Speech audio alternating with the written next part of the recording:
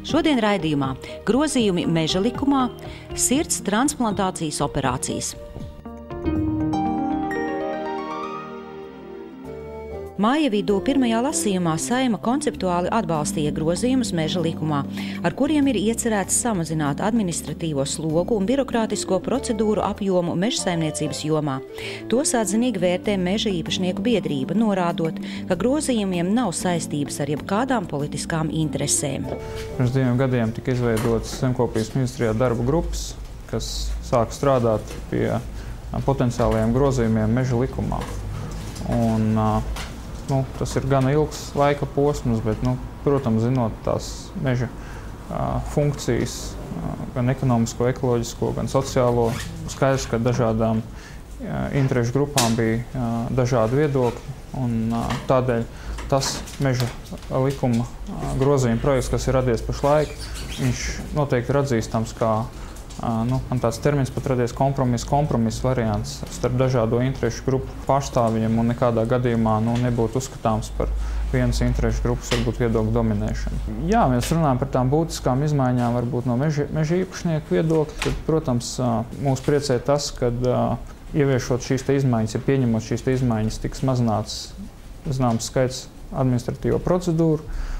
Piemēram, līdz šim ir jāsaņem atļauja ceļu būvēi kā speciāls dokuments no Valsts meža dienesta, apliecinājums ceļu būvēi. Tā pašā laikā organizācija vai privāta persona, lai varētu šo meža ceļu būvēt, iet cauri visam būvprojektu saskaņošanas procesam, saņem būvatļauju. Tad ir jautājums, kāpēc jābūt kaut kādām paralēlām papīra formāta atļaujām, kādēļ nevar būt būvatļaujas saskaņošanas procesā akcepts no visām institūcijām uz vienu dokumentu. Nākošais, protams, ir saistīts ar apliecinājumiem kopšanas sirtēm, jo mēs zinām, ka kopšanas sirds ir tas pasākums, kas ļauj mūsu mežiem būt kvalitatīviem, produktīviem. Tādēļ spiest īpašniekam likt iet pēc speciālas atļaujas maksāt par to vēl valsts nodevu nav pareizi, vēl jau vairāk tāpēc, ka viņš līdz nākošā gada 1. februārim valsts iestādei pasaka, ka viņš tur šo kopšanas sirti ir veicis, ko viņš tur ir darījis. Mūsuprāt, nedzīšana viņa pēc papīra formāta atļaujas pirms kopšanas sirds, protams, veicinās pozitīvā veidā viņa vēlmi kopt šo mežu. Jā, runājot par to, kā tad vispār mums ir izveidota sistēma, lai valsts zinātu, kas privātajos visos mežos tiek veikts, tad es gribētu teikt, ka tāda sistēma kā Latvijā, droši vien mēs nevaram atrast nevienā citā Eiropas valstī, jo īpašniekam ir jāziņo valstī gan pirms viņš vēlas veikt ciršanu, un pie tām ne tikai jāziņo, bet jāsaņem arī formāli atļauja to darīt, bet arī pēc tam, kad viņš ir nocirts, viņam jāpasaka, kur viņš ir veicis ciršanu, kādā apjomā viņš ir veicis ciršanu, un kopš šī gada 1. janvāra viņam arī jāpasaka, kam viņš ir pārdevis un par kādu cenu, kopējo summu viņš ir pārdevis. Tādēļ, bažas, ja noņemtu kādu posmu no šīs procedūras nost, kad valsts vairs nezinātu, šādām bažām noteikti nav pamata. Visā pasaulē, protams, tā atziņa, kad aprobežojums, ko liek kādam konkrētam īpašumam dabas aizsardzības apsvērumu dēļ, tas ir pakalpojums, ko kāds īpašnieks tad nodrošina sabiedrībai. Ka šāds pakalpojums, protams, ir jāmaksā šim īpašniekam, lai nav tā, ka visi mēs gribam aizsargāt dabu, bet tad, kad runājam, kas tad aizsargās dabu, tad mēs kāpēc to visu slogu noveļam tikai uz meža īpašnieku pleciem. Latvijā arī tika izveidots likums par kompensācijām privātiem meža īpašniekiem īpaši aizsargājumās dabas teritorijās un mikroliegumos. Ņemot vērā šo ekonomisko situāciju, pašlaik viņu darbība ir apturēta, kompensācijas izmaksātas šogad netiek, pateikts, ka līdz 2012. gadam šīs kompensācijas neizmaksās, bet ņemot vērā to situāciju, kāda mums būs arī 12. gadā ar mūsu ekonomiku. Mēs ceram, protams, ar ekonomiku viņa uzlabosies, bet tas fakts, ka mums būs atmaksāt šie aizdevumi nākotnē ņemtie, tas ir nenoliedzami, kas nozīmē, ka tā baža, vai būs valstī nauda, lai maksātu īpašniekam par šiem te uzliktajiem aprobežojumiem, ir, manuprāt, diezgan pamatota. Kā izmaiņas meža likumā vērtē mežu īpašnieki? Es teiktu, ka tas ir pirmais solis vismaz tādā pareizākā virzienā, ja, kad tiek ņemts vērā arī saimniekošanas intereses. Ja. Tas attiecās arī uz apšu, audžu vecumu noteikšanu kailcirtēs, ja, kas neliek audzēt, teiksim, kokus, no kuriem nevarēs dabūt ražu, kas ir, teiksim, labākajā savā vecumā, ja, respektīvi varēsim dabūt labāks izejmateriāls un arī meža īpašniekiem būs lielāka peļņa. Ja. Tāpat, teiksim, var atbalstīt vienīgi kā veselīgi, saprātīgu lēmumu arī atļaut nocirst pieaugušas audzes maksimāli pieļaujamajā platībā, teiksim, vairākos paņēmienos un nevis uzreiz izejot no katra īpašnieka vajadzībām un izprat par to, kas viņam labāks dotajā gadījumā. Ja? Tāpat arī kaut nedaudz, bet tiek samazinātas administratīvās procedūras, kas attiecās uz ciršanas apliecinājumu izņemšanu jaunaudzēs, ja, un tas ir tikai solis, lai samazinātu meža īpašnieku izmaksas. Ja. Un arī, teiksim, kaut nedaudz atvieglotu valsts meža dienestu no varbūt brīžiem nevajadzīgas administrēšanas. Ja. Tā kā es uzskatu, tas ir pirmais solis, ko varbūt vajadzētu vēl padiskutēt un arī turpināt kaut kādā mērā. Ja mēs skatāmies tiešām, kā ir strādājuši darba grupas un kā šie priekšlikumi meža likumam ir radušies, tad mēs redzam, ka tā ir bijusi profesionāla diskusija par to, kā uzlabot meža likuma efektivitāti. Un tādēļ viņu izmantot kaut kādās politiskās cīņās pašlaik būtu, mūsuprāt, ļoti nepieņemami. Jo šeit ir jārunā par profesionālām lietām, nevis jaukt iekšā kaut kādu savstarpējo konkurenci un politikas cīņu. Ļoti cerams, ka izmaiņas meža likumā tiks pieņemtas, un tas būs pirmais solis birokrātijas apkarošanā, vismaz mežu apsaimniekošanas jomā. Sirds pārstādīšana. Vienam tā ir cerība un ieguvums, kādam citam ģimenes traģēdija, bet kopsumā dzīvības turpinājums. Šādu operāciju pionieri Latvijā ir mūsu sirds ķirurgu komanda, profesora Romāna Lāča vadībā, kurai pirmoreiz bija iespēja vienas nedēļas laikā veikt 2 šādas operācijas. Par pionieriem, ko es atceros, ir tāds labs teiciens, vienmēr gatavi. Tā kā mēs esam vienmēr gatavi sniegt to palīdzību, kas ir vajadzīgs iedzīvotājiem sakarā ar sirds patoloģiju, tur, kur ir vajadzīga ķirurģiskā ārstēšanas metode. Un viena no sarežģītākām, komplicētākām tādu palīdzības veidiem ir bez šaubām sirds aizvietošana vai ar mehānisku iekārtu vai ar transplantāciju no cilvēka cilvēkam. Kādreiz filozofēt, mēs domājam tā, ka būtu ļoti labi aizvietot sirdi vai kādu citu orgānu, ņemot viņu no kāda dzīvnieka, mums draudzīga dzīvnieka, kas ļoti ātri aug, bet šodien tas vēl nenotiek, un tā ir varbūt kāda iespējams nākotnes perspektīva. Šodien ir transplantācija un efektīvākā transplantācija pārstādīšana no viena cilvēka, kurš ir gājis bojā, citam, kuram ir vajadzīga, kuram ir slimība šo operāciju izdarīt. Mēs esam Latvijā izdarījuši tikai 11 transplantācijas, bet 2 vienā nedēļā. Ar to mēs patiesi lepojamies, un pie tam pēdējā, tagad, ko mēs tikko izdarījām, ir vispirms izņēmām jau iepriekš iestādīt, ievietot mehānisko sirds kambaru, izņēmām to ārā un pēc tam pārstādījām sirdi. Šāda kombinācija, vai viņi ir unikāli, jā, un pasaulē dabīgi, ka nē. Bet Latvijā šāda kombinācija nav bijusi, un pie tam mēs priecājamies, ka pirmais rezultāts ir ļoti, ļoti pozitīvs. Cik ilgi jums nācās gaidīt uz operāciju? No pagājušā gada janvāra. Tad ārstu komisija nolēma, ka man nepieciešama sirds transplantācija. Kādas ir sajūtas pēc operācijas? Pilnīgi cita lieta un cita pasaule, viss savādāk, grūti to aptvert. Ko varu teikt par mūsu ārstu darbu, tas ir līmenis, augstākā klase. Par to iepriekš biju tikai lasījis. Pirmkārt jau tas, ka viņi izdarījuši, tas ir laikam tiešām brīnums.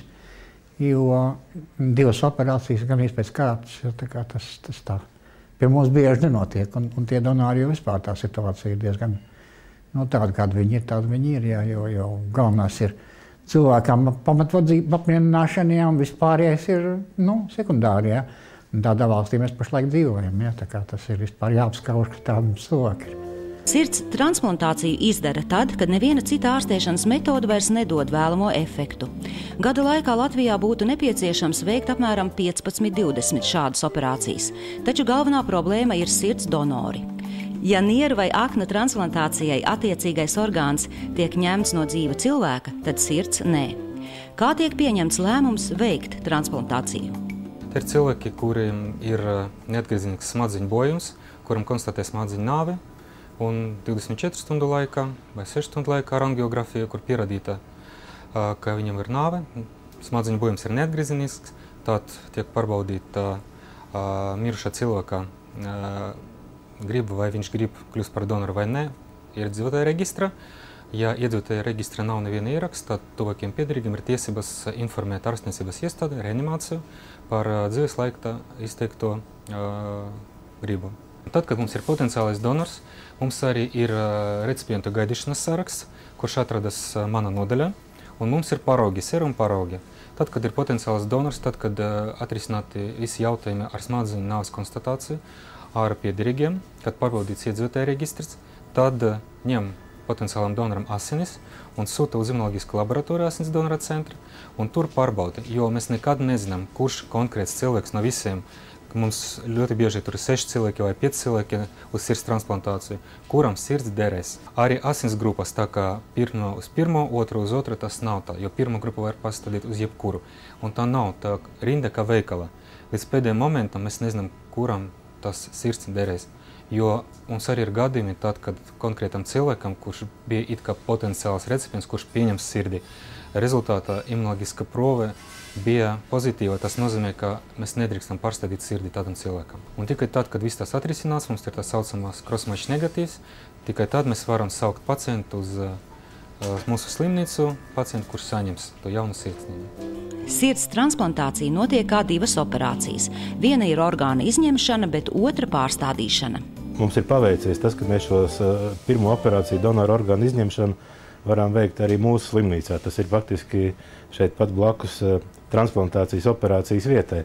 Tas nozīmē, ka sirdī nav jāpavada garš ceļš, gari kilometri līdz šim recipientam.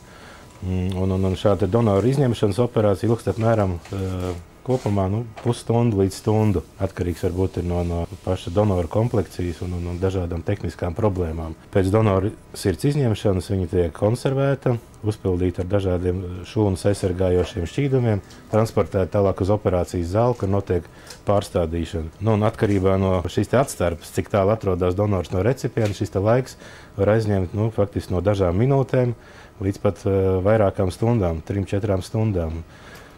Visizdevīgākā situācija ir tad, kad notiek donoru orgānu izņemšana un transplantācija blakus operācijas zālēs, bet mēs esam braukuši arī uz Jēkabpili, ja nemaldos Krāslavu, Gulbeni, uz Ogri, sirds ņēmuši laukā. Tādā gadījumā šeit ir garie kilometri, kas tiek veikti, sirds no tā cieši. Ārsts anesteziologs ir viens no tiem lielās kardiologu komandas mehānisma ritentiņiem, kurš seko visām dzīvības funkcijām, gan sirds pārstādīšanas operācijas laikā, gan arī pēc tās. Mana dienesta ārsti ir iesaistīti principā transplantācijas procesā no brīža, līdz parādās donors, no brīža, kad uz stacionāru tiek izsaukts recipients, un turpina strādāt ar abiem šiem posmiem operācijas sākumā un visu beidzot līdz brīdim, kamēr pacients nonāk intensīvā terapijā un no šīs intensīvās terapijas nodaļas tiek izrakstīts jau stabilā stāvoklī uz ķirurģiska rakstura nodaļu. Un visos šajos procesos, tad, kad pacientam ir kritisks stāvoklis, viņa fizioloģiskajos procesos, tiek iesaistīts mans specialitātes ārsti. Tie nav tikai tie ārsti, kas strādā mūsu nodaļā, un visi kā viens ir spējīgi nodrošināt pacientu aprūpi transplantācijas operācijās, bet tie ir ārsti, kas pirmām kārtām uztur un saglabā šo donora orgānu funkcionēšanas spējas, un bez viņiem īstenībā tāda transplantācija nemaz veiksmīgi nevarētu noritēt. Otrs posms, kas aktivē manas specialitātes ārstus, ir šis transplantoloģijas centra kolektīvs, kas jeb koordinātoru kolektīvs, kas identificē šos donorus un iesaista jau nākošā etapa intensīvistus, kas turpina transplantācijas procesu. Ir virkne pacientu, kuru stāvoklis ir tik smags, ka viņi nevar gaidīt rindā uz sirds transplantāciju, jo nevar jau zināt, kad būs pieejams donora orgāns. Tādēļ arvien biežāk šādiem pacientiem tiek ievietotas kreisā kambara vai sirds mehāniskās palīga cirkulācijas ierīces. Šeit ir pacients, kuram ir implantēta 5. maijā šī kreisā kambara mehāniskā palīga cirkulācijas ierīce. Pacients orientējoši 19-20 dienas pēc operācijas, staigā un gatavojās nākamnedēļ vidū iet mājās, izrakstīties no stacionāra. Tad, ko mēs redzam, pacientam ir tāds vadības bloks, kurš ir stiprināms pie jostas, ko viņš nesā pie jostas, un ir 2 baterijas, kas nepieciešams, lai barotu šo sistēmu. Tālāk, protams, ka pacientam ir nedaudz savi sarežģījumi, jo viņam ir viens vadiņš, lai šo sūkni, kas ir viss piešūts pie sirds un pie aortas, kas dara kreisās sirds funkciju, aizstāja. Lai viņu darbinātu, patreiz vēl nav tādas ierīces, kas būtu tikai pilnībā implantējams ar autonomām baterijām. Līdz ar to ir šis vadiņš, kurš ir katru dienu ar dezinfekcijas līdzekli jākopja. Savādāk šī ierīce spēja veikt nepieciešamo sirds darbu, un pacients var labā pašsajūtā, labā fiziskā kondīcijā gaidīt sirds transplantāciju. Protams, ka šādi aparāti ir dažādu firmu aparāti pasaulē pieejami, bet viens no populārākiem ir Thoratec HeartMate 2 šī ierīce. Atļaušos pastāstīt arī, kad šāda ierīce pagājušajā gadā tika implantēta vienam no ļoti augststāvošam ASV valdības pārstāvim. Gribētu pateikt jau paldies doktoriem, ar kādu atbildību viņi to visu darīja, kā teikt, un tagad es esmu atkal turpinu dzīvot un ārstēties, kā teikt, un gaidīt nākotnē donoru sirdi, kad man varbūt pavērs jauns skats dzīvē.